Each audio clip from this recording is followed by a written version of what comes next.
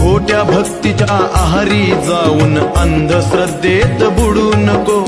कपटी मित्राची संगत करुणी पस्तावनी मग रडू नको। मैत्री कुणाची नात कुणाशी विचार करून स्वतः निर्णय घे। माणसा आता तरी माणसात ये।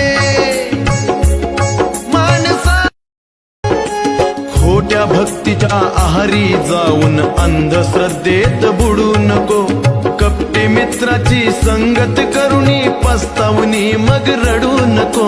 मैत्री कुणाची नात कुणाशी